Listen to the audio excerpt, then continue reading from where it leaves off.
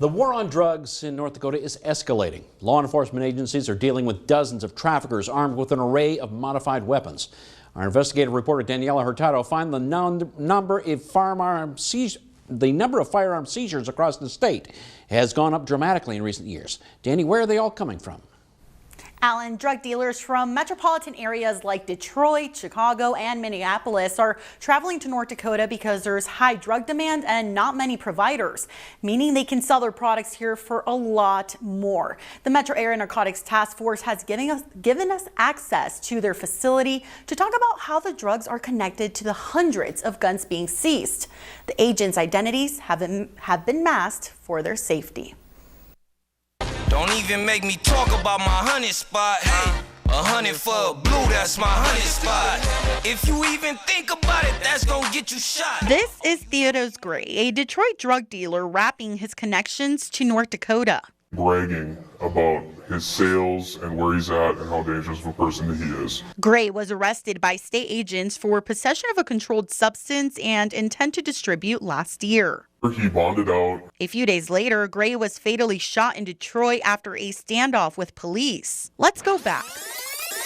During the rap video, when Gray mentioned his honey spot, Metro Area Drug Task Force agents define the term as an area where you can make a lot more money. He can get a lot more profit for what he's selling, and he's a little less known by law enforcement in this area.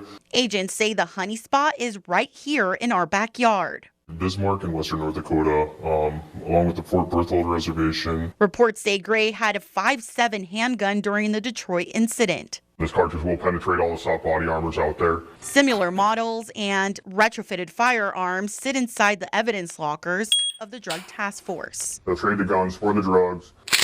Guns stolen within our community from your cars and homes.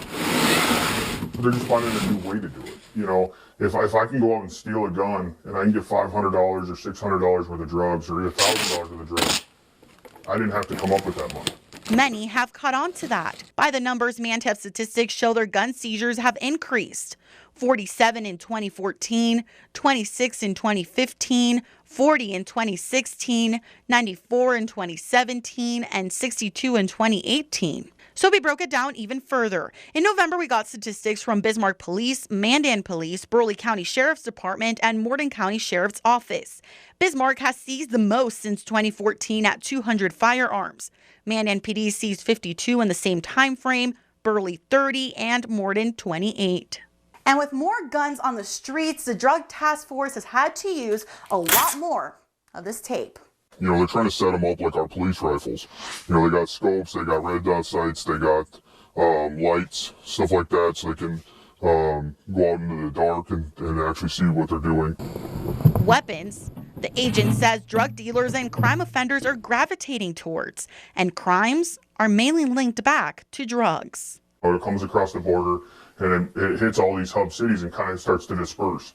Well, when you come all the way up here, we're the end of that line.